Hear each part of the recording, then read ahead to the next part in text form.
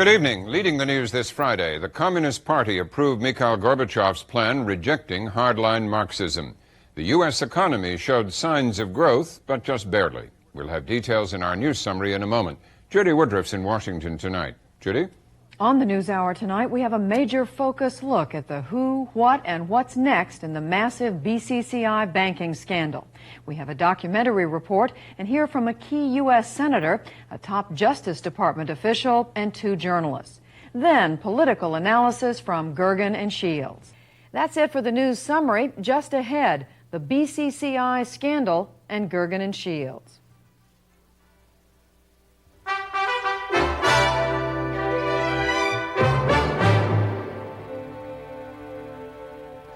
Our main focus tonight is the extraordinary and seemingly limitless story of a worldwide banking scandal, a tale of fraud, corruption, and international intrigue. It involves the Bank of Credit and Commerce International, or BCCI, which operated more than 400 branches in 73 countries. BCCI was founded in 1972 by Aga Hassan Abedi, a man who's been called the Rasputin of the Middle East. Abedi started his bank in Pakistan with financing primarily from oil sheikhs of the Persian Gulf area. Officially, BCCI was incorporated in Luxembourg and the Cayman Islands, 2 places known for their light regulation of the banking industry. But its main home of operations was London. There's an American connection as well. This year, BCCI acknowledged that without permission from U.S. regulators, it held an interest in 3 banks: the Independence Bank of Encino, California, the National Bank of Georgia in Atlanta, and First American Bank shares of Washington, D.C. Far from being a bank intended to help developing nations, it now appears that BCCI was rigged up as a giant rip-off scheme to line the pockets of insiders. According to reports by the accounting firm of Price Waterhouse, BCCI made over $2 billion worth of loans to a small inner circle of allies. Last week, Britain's Channel 4 television interviewed a former BCCI employee who talked about the loan scam. His identity was concealed to protect him. One particular character who was related to a royal family in the Middle East, who I subsequently discovered after leaving in a newspaper, was actually a shareholder, had a loan there that was a non-performing loan. When I say it was non-performing, I mean specifically that the bank was receiving no money in return. Normally, one would expect to receive interest payment or repayment of capital every 3 or 6 months, or whatever the agreed repayment schedule was. Basically, there was no attempt to repay the capital. The credit committee would have various members appointed by the bank who would be sort of obviously quite senior management, who would decide on the basis of collateral or whatever whether a loan was worth doing. Having said that, it was very difficult to understand how any banker could have approved some of these loans.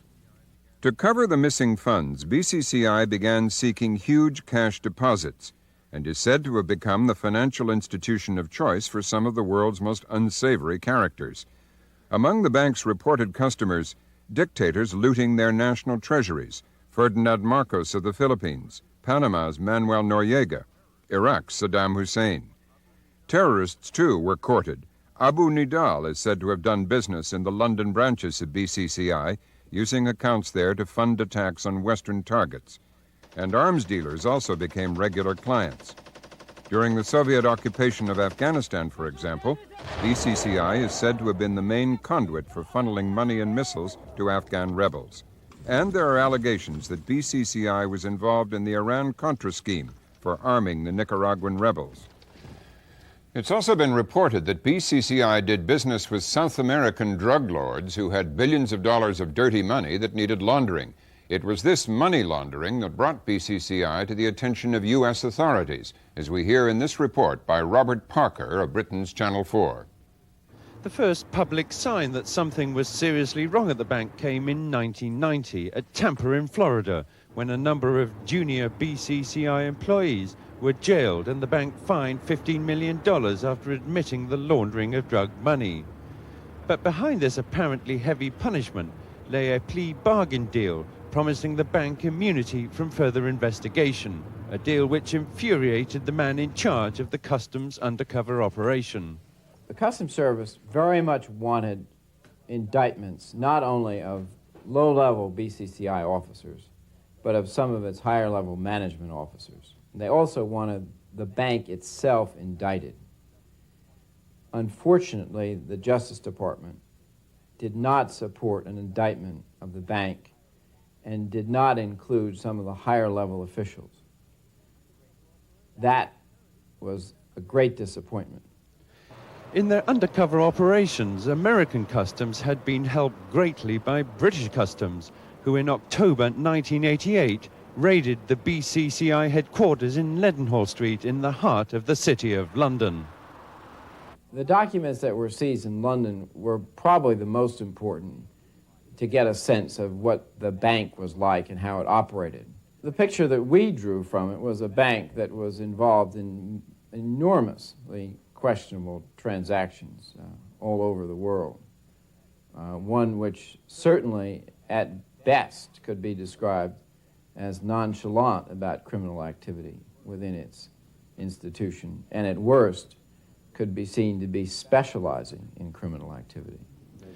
At the same time as the US customs operation, another investigation was being carried out into BCCI by the US Senate, whose chief investigator was lawyer Jack Bloom. He'd been interviewing a number of BCCI employees, including 2 former senior executives. In the spring of 1989, I arranged to have 2 witnesses who were both former high executives of the bank come to Miami. And the Customs Service and Internal Revenue Service here wired the hotel room that I was staying in. And I interviewed these bank executives at length. And these former bank executives laid out in detail the capitalization problems, the criminal activity, the fraudulent ownership of First American Bank shares, and the roles of various key individuals in the bank. At the beginning of 1989, Bloom, in frustration at the lack of official interest, approached Robert Morgenthau, the New York District Attorney. We started out looking at money laundering.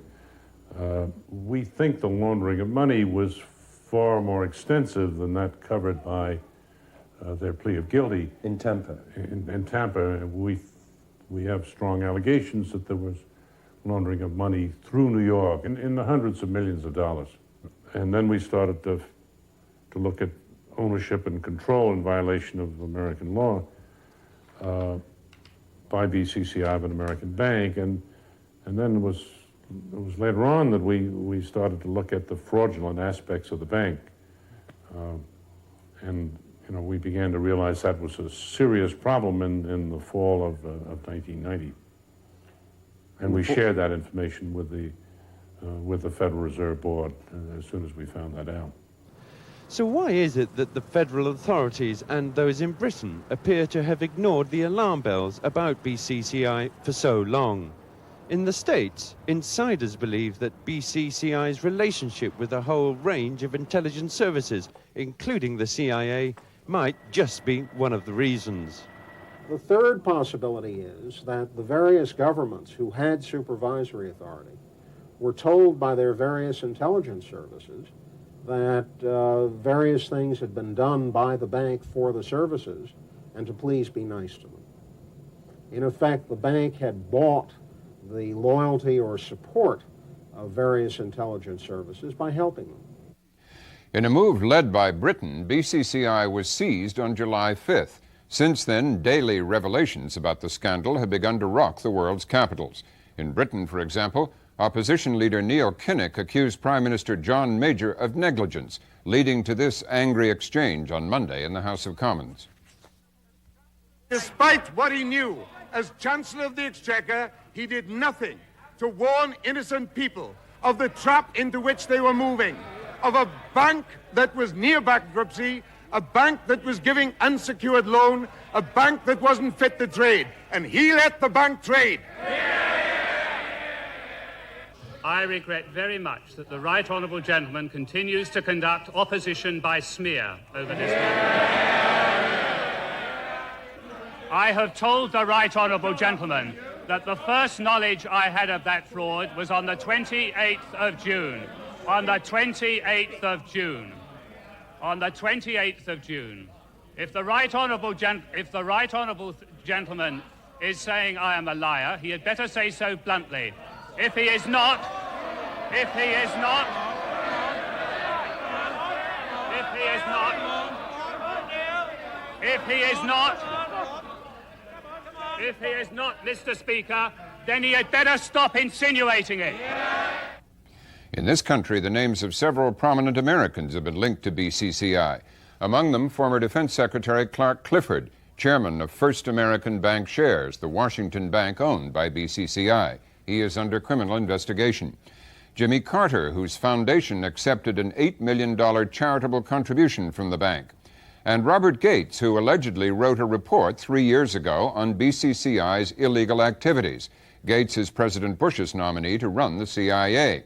The CIA said today that Gates was not the author of that memo. The agency says it is conducting an internal review to see what links, if any, it has had with BCCI. The newest angle, and potentially the largest bombshell, is bribery.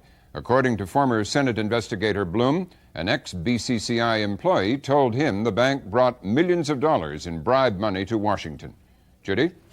We turn now to the man who has been looking into the darker side of BCCI's affairs, perhaps as long as anyone in this country, Senator John Kerry, Democrat of Massachusetts. Kerry's subcommittee on terrorism, narcotics, and international operations first came upon the bank's activities as part of an investigation into drug trafficking in 1988. I spoke with Kerry this afternoon. Senator Kerry, thank you for being with us. Glad to be with you. Senator, what about this latest allegation that BCCI brought supposedly millions of dollars in bribe money into the United States? What do you know about that? I know that it's an allegation, and it's one that we have heard from several different quarters, in addition to which we have had some informants give us information regarding the whereabouts of documentation of that allegation. We do not yet have either the evidence or the personal statements supporting it, and so it remains an allegation at this point. So you don't know if anybody was bribed or if bribes were attempted or anything beyond that? I can only tell you that we have heard the allegation and that we are told documents exist that will support it, and there are insiders who say this. We do not yet, at this moment, have, and I'm not going to create for anybody, an impression that there is firsthand evidence of that we have seen. Well, in connection with that, evidently, there's this allegation in the in the Wall Street Journal this morning and other places about prominent U.S. political figures being involved in all this. Do you have names of people in your possession? I do have names, and I have heard very specific names, and they're very disturbing. But at this point in time, they remain allegations that I think are sufficiently serious and sufficiently disturbing that it would be inappropriate just to throw names around or to say that they are anything but an allegation. And I think we have to be very careful at this point in what is happening, that there's a certain snowballing effect here where allegations are reaching a higher level than they perhaps deserve in terms of importance. I think you have to be very careful. I don't know that everything I've read thus far is true, and I'm one of the people who's been investigating it, so I want to be very careful. So when of course, the name Clark Clifford has been out there for some time, but of course, President Jimmy Carter, his foundation getting several $1 million in a contribution. Is there anything to that or more to that needs to be looked into? I think everything needs to be looked into. Let me again be very clear and careful. There isn't one allegation that I have of Clark Clifford paying anybody, being involved with anybody in any of the ways that we've just been talking about. And I don't think it's fair to have his name suddenly sort of linked to that part of this problem. There are questions, obviously, about Clark Clifford's participation, and we hope to ask those. But the real question here is how this bank managed to go on for so long with so many people knowing it was called the Bank of Crooks and Criminals, and so many people apparently having a sense of its international badness. And yet it wasn't until very recently that this seems to have caught people's eye in a formal investigative manner. Well, one of the people who supposedly called it the Bank of Crooks and Criminals was Robert Gates, the former deputy director of the CIA, now up for nomination. Is he someone who's going to be part of this whole investigation? Well, I know that the Intelligence Committee, I've talked to David Boren, and I was over at the Intelligence Committee today looking at some data, and it's very clear to me that the Intelligence Committee is going to look at the question of what the CIA did or didn't know and what Mr. Gates did or didn't know. That is going to be one part of the inquiry. One of the reports I was reading today made a distinction between legal activities or legal connections between the CIA and BCCI, which may have existed, and on the other hand, other connections which might not have been above board. Those, Judy, are really all part of this inquiry. An awful lot of information has suddenly flooded into the public arena. We've spent about 2.5 years trying to get certain documents. There's a certain amount we do know and have known for a long time. But I'm going to tell you, there's a lot we don't know. And we're trying to separate fact from fiction and sort through this, and probably need a broader forum in which to do that than we have available to us at this time. And you're going to be holding hearings at some point on this, is that right? Are those scheduled? We had hearings planned before this burst into the scene in the last few weeks, and we do have a hearing planned for next week, which will look at some of the foreign aspects of the involvement of BCCI and how that might implicate our foreign policy or affect it.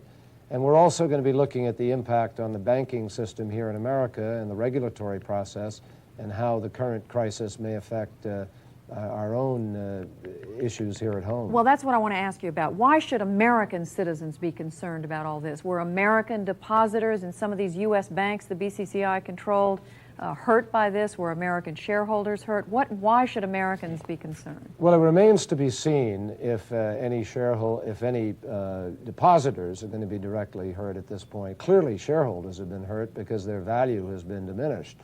Whether or not, but what is the concern for Americans broadly? The concern is severalfold.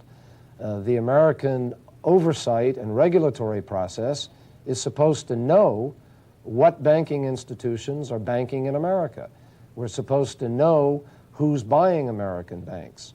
We're supposed to know whether or not this kind of crisis could affect us before it happens, not afterwards. And most importantly, when a bank has a corporate policy of money laundering, and it is a rogue enterprise that violates the law, flaunts the law, and seeks to peddle influence and corrupt public officials, that is of grave concern to American citizens.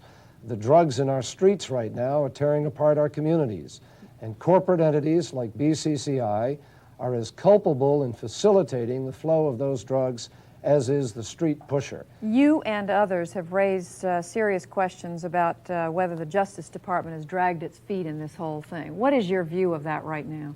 Well, I don't want to get into a contest with them. I know they're not dragging their feet today, and I think that's important. But clearly, 1.5 years ago, 2 years ago, we turned over what we thought was vital information about the illegal ownership of a bank, about interference with congressional investigation, about a worldwide network of illegal undertakings, both in money laundering as well as in other illegal activity. And the very people that we know, because we've been working with them to get information ourselves, were not pursued for a long period of time. They simply weren't interviewed, or they were not brought before a grand jury. In addition to that, we saw a plea bargain take place 1.5 years ago, which we're glad there was a case, but the case was not resolved to the satisfaction of many of us who were observers of and analysts regarding this particular bank and its activities. Is there a good reason, possibly, for the Justice Department not pursuing, not following up, and so forth? I don't want to speculate about it, and I don't know of one. I really don't. I don't know whether it's just inadvertent, too much to do, they were focused elsewhere. I honestly don't know. What but about I know that there are questions that have been raised, and I think they ought to be answered. What about this whole notion that they were trying to protect the activities of intelligence agencies, including the CIA? Well, I've heard that notion floated. I don't have any evidence of that, and I have not personally asserted that. But again, there are a lot of questions on the table, and I think it's up to everybody in as responsible a fashion as possible to try to now seek the answers to those questions and to lay them on the table and let the chips fall where they may. Senator Kerry, we thank you for being with us. Thank you. To get the Justice Department side of the story, we turn to the head of its criminal division, Assistant Attorney General Robert Mueller. The Justice Department announced this week that it has set up a task force of federal prosecutors in 4 cities, Washington, Atlanta, Miami, and Tampa, to investigate BCCI's activities. I spoke to Mr. Mueller a short time ago. Mr. Mueller, thank you for being with us. A pleasure.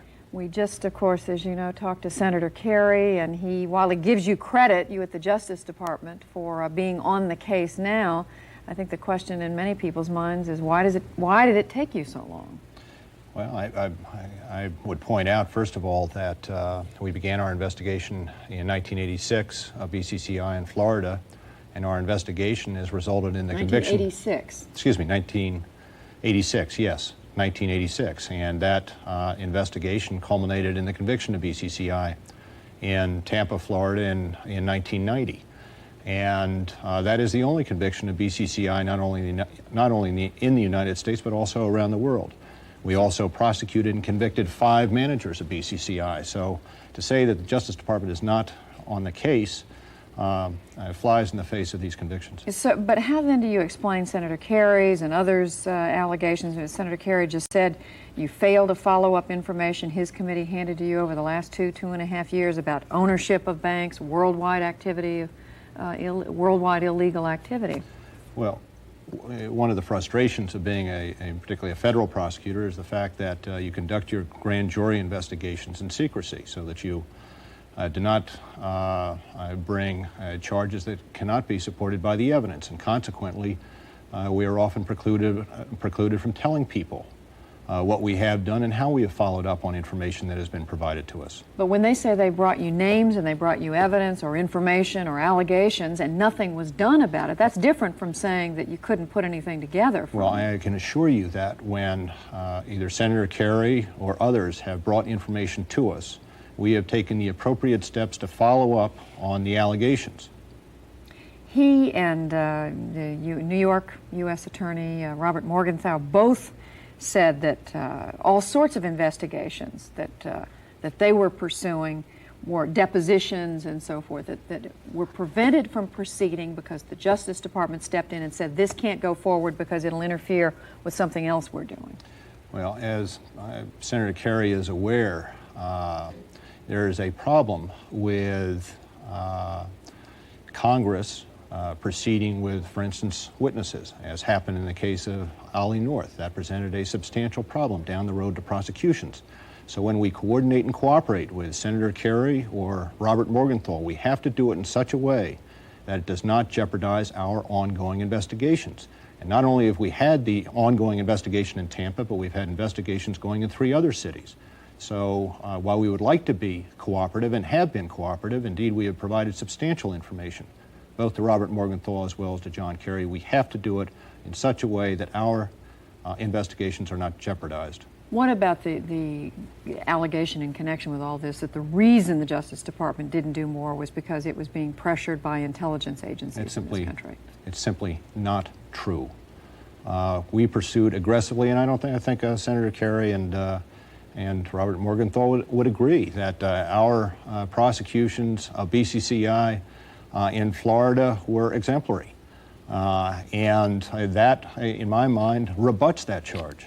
Tell me what your agency is focusing on now. Well, we're continuing investigations into money laundering, and we are investigating allegations that come to our attention. It would be inappropriate for me to get into the details of those investigations. But is it fair to say it's just the money laundering side of BCCI's activities? No, it is not fair to say that.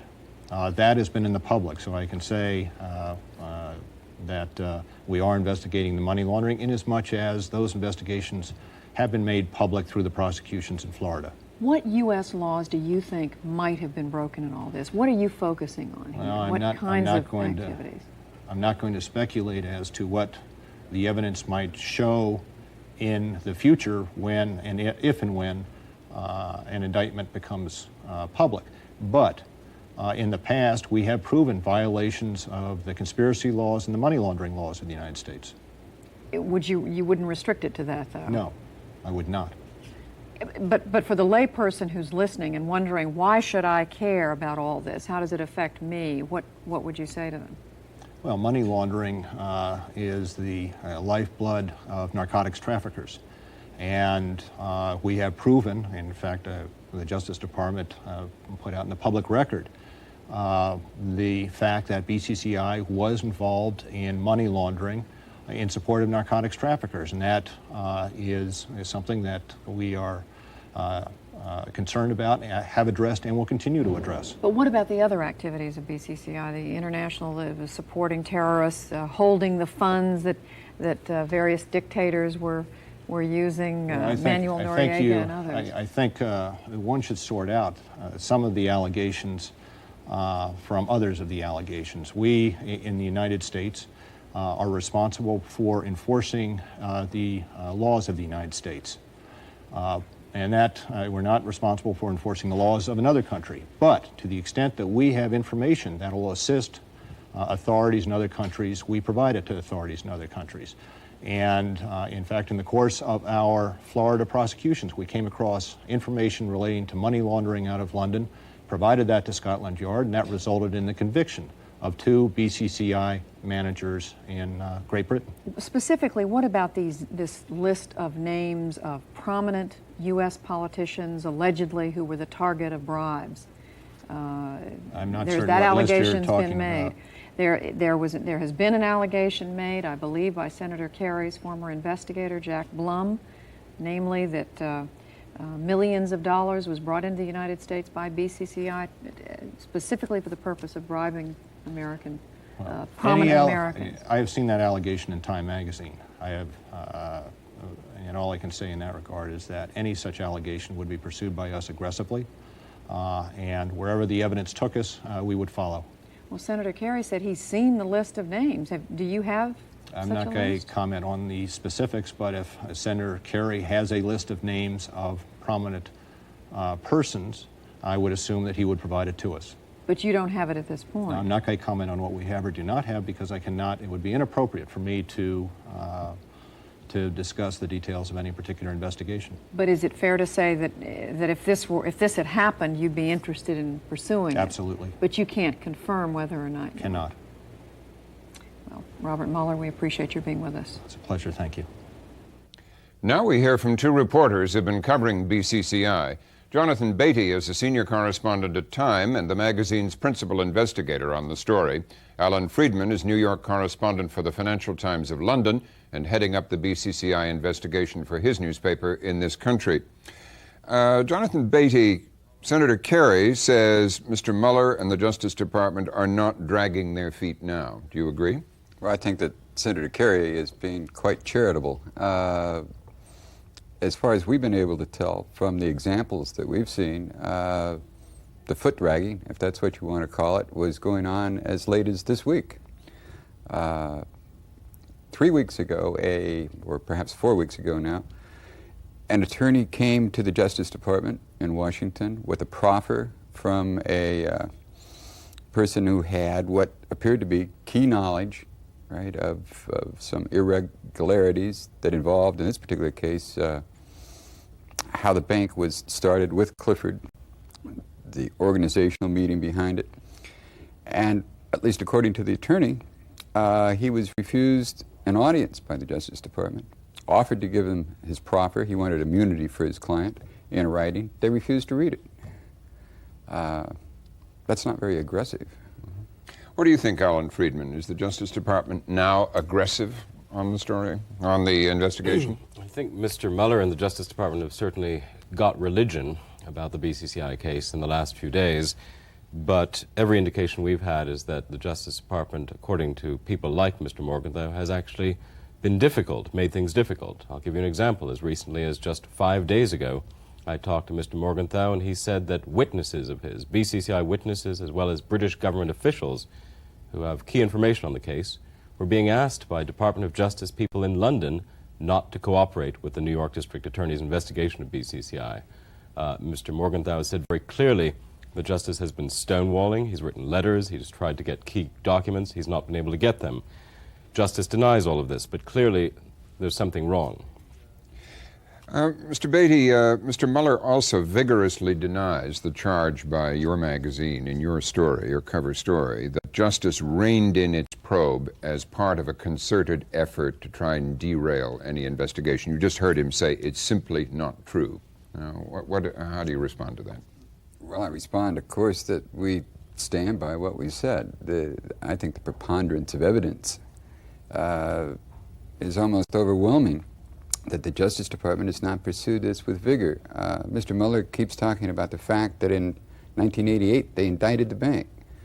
The complaint centers around the fact that since that period of time they have not expanded their investigation into any of the areas that we all now see, right, in hindsight, were there. And it's really simply happened again and again. Mr. Blum talked about the tape recordings of the high BCCI officials who talked about political bribery, who talked about the secret ownership of First American Bank. Those tape recordings were monitored by the IRS, by the Customs Department, and by an assistant U.S. attorney in charge of the Tampa case. And yet they languished in a box someplace for the last 3 years with nobody following them up. It's hard to discern vigor in the Justice Department's investigation. The allegation is made, or the implication is left, that from your story and others, that it is because of some connection between BCCI and various intelligence agencies of this government that there would be some motive for the Justice Department not pursuing an investigation. The CIA is now looking, it says, at its own contacts with BCCI. What do you believe those contacts to be from your reporting? From our reporting, we know two different things, and it's not just the CIA. By way of explanation, the so-called black network of the bank, this is the clandestine group of people within the bank who allegedly performed the bribery, the extortions, the blackmail, what they needed to do to get ahead with whatever piece of business they were transacting. It's through these people that we have learned of new reports about money coming into this country. The modus operandi of this bank throughout the world was to curry political favor by loans to high officials, by gifts to high officials, by business deals that might coerce them into cooperation. They staved off investigations in other countries. The real question for all of us is whether this has happened here or not. And it's obviously very hard to say. We too have the lists of names that Senator Kerry referred to of political figures, and the Senator is quite right. We're quite irresponsible at this point to say these names, because so far it's only, to be blunt, it's only crooks saying that they gave these people money.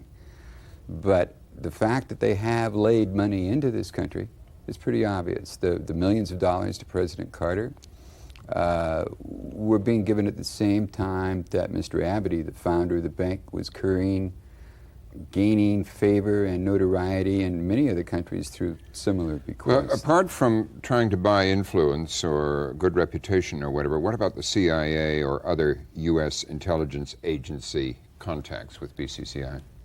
We're told by U.S. government officials, not just the black network people, that the CIA was maintaining accounts in BCCI. Which could have been legal. Absolutely. If they're running covert operations that are legitimate and they have to have paymasters and take care of their logistics, that's all quite legitimate. However, people within the bank say that they had many more dealings with the CIA than just acting as a depository for their payroll. And further, we have been told, again, by U.S. sources, not people from Pakistan, not people in fear of being arrested themselves, that the Defense Intelligence Agency maintained a slush fund in the bank. And that word is critical. We were not told that they maintained accounts. The word slush fund was used, and we questioned the sources closely on this, right? Is this what they meant? And this is what they meant. Now, with all the connotations of off-the-book, offshore, hidden operations, we don't know what that's about. And I guess that's going to be part of the coming investigations. Mr. Friedman, what can you add to that from your own reporting of what you believe the connection of American intelligence agencies may have been with the bank, BCCI? I'd like to start by picking up on what Jonathan was saying about the phrase slush fund. The CIA's position has been to conduct its own inquiry and to say that they are looking at any past contact they may have had with the bank. The Financial Times yesterday published the first story to actually confirm a CIA direct link with the bank. The finance minister of Pakistan told us that he could confirm that the CIA used BCCI branches in Pakistan to channel monies for covert operations involving the support of the Afghani rebels. But he went beyond that. Which, again, would be legal. That would be legal. And that's a, as it were, legitimate CIA use of BCCI. But the Pakistan minister also told us that the CIA and other government agencies maintained slush funds at BCCI branches in Pakistan that were used for payoffs of Pakistani military officers and of Afghan rebel leaders, items that, at least under Pakistani law, would not be legal. Now, that's under investigation by the CIA. But I would make another point. There's another issue here. We need to ask ourselves, what is it that the agency knew about BCCI, and could they have been helpful to the Justice Department? Could they have been helpful to the Customs Department? When we first spoke to William von Raab, the former Customs Commissioner, he told us quite clearly that in October 1988, just as the U.S. was about to indict these Florida people, he went to Mr. Gates, then Deputy Director of the CIA, and asked for information on BCCI. The Customs Chief got back what he described as well-written pablum. He said it wasn't useful, and it was only subsequently that he had to discover from British sources that the CIA was using the bank. So we need to ask why it was that there wasn't more cooperation interagency. There is one last point which we've uncovered and which will be appearing in tomorrow's Financial Times, and that concerns Iran-Contra. There have been a lot of allegations about BCCI and its possible connections to the Iran-Contra affair. Well, there are two items here we're reporting. One, I spoke to Arthur Lyman this morning, the former Senate Chief Counsel of the Iran-Contra Committee, and he confirmed to me that BCCI's Monte Carlo branch was used by Adnan Khashoggi, the arms dealer involved in the Iran-Contra affair, to provide bridge finance for the secret Iranian arms sales of U.S. TOW missiles. This afternoon in London, the Financial Times received a series of documents, we'll be publishing this tomorrow, indicating that BCCI London branches were used in November and December 1985 by a close fellow who described himself as a close friend of Ollie North, an Indian-born arms dealer who handled 1,250 TOW missiles that were shipped to Iran as part of this operation. Mm-hmm. So, all right, that would tie BCCI into a clandestine and off-the-books and illegal, unauthorized activity. What about anything else that might implicate Mr. Gates, who at the moment is about to go before the Senate for confirmation as CIA director? Well, I don't think we're here to go Gates hunting. I think the question that Mr. von Raab has asked, and which we are asking, is if Mr. Gates knew that the BCCI was the bank of crooks and criminals, if back in October 1988... Do you have it on good authority that it was actually Gates who said that? Absolutely. Mr. von Raab, who was the former U.S. Commissioner, told us that directly. I see. Mm-hmm. And Mr. von Raab then told us that Mr. Gates supplied him, had the agency supplied this memo, this what he called a CIA plate of porridge, which was really publicly available information on the bank. It is curious that Senator Kerry himself was told by the CIA recently that that memo didn't even exist.